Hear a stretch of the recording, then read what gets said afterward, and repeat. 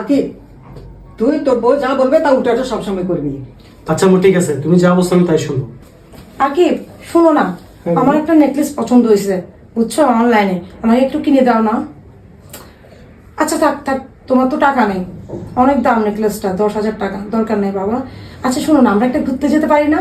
এখন তো শীতের সিজন চলে আসছে, ভ্যাকেশন টাইম, চলো না আমরা একটু ঘুরে আসি। ও আচ্ছা, তোমার তো এখনো স্যালারি হয় নাই, তোমার তো টাকা নেই, থাক আমি অন্য সময় যাবো, থাক। তুই তোর বউ যা বলবে তা উল্টাটা সবসময় করবি। না রাখতেছো? আমার তো এখন টাকা আছে, তোমাকে আমি ঘুরতেও নিয়ে যাবো, তোমাকে আমি নেকলেসও কিনে দিব। থ্যাংক ইউ, ঠিক আছে। আম্মু আমি তো তোমার কথা মতো চলতেছি, তুমি যেমনি বলছো আমি এমনি চলতেছি। কি করছস কি করছস?